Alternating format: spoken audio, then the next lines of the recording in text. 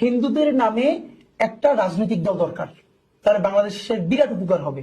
এই যে মাইনরিটি গ্রুপটা, তাদেরকে নিয়ে সবাই কার্ড খেলে, হিন্দু জনগোষ্ঠীর মানুষদেরকে নিয়ে সব থেকে বেশি কার্ডটা খেলে ইন্ডিয়া এবং আওয়ামী লীগ। আওয়ামী লীগ তারা ফিল করায় আমি হলাম তোমার সব থেকে ভালো গার্ডিয়ান, অথচ আপনি মুক্তিযুদ্ধ থেকে আজ পর্যন্ত মানে হিন্দুদের যত ঘর বাড়ি দখল হয়েছে 80% করছে আওয়ামী লীগ। আমার উপজেলার একজন ইউনিয়নের চেয়ারম্যান, সে এক আওয়ামী লীগের একজন হিন্দু পরিবারের কয়েক বিঘা জমি লেখে নিয়ে ঢাকায় বসে টাকা দিবে বইলে তারা ইন্ডিয়া চলে যাবে, সেই টাকা না দিয়ে ইন্ডিয়া পার করে দিচ্ছে। সে আওয়ামী লীগের সাংগঠনিক সম্পাদক উপজেলা। তো এইটা কেন বললাম? হিন্দুদের, হিন্দু বলতে আমি কিন্তু এটা ওই বৈষম্যমূলক কথা বলছি না, যেমন মুসলমান বলি ওরকম হিন্দু বলছি। যেই অপরাধটা হিন্দু জনগোষ্ঠীর কেউ করে নাই, আপনি তবু ওইটা তার উপর দায় দিয়ে দিতে পারেন।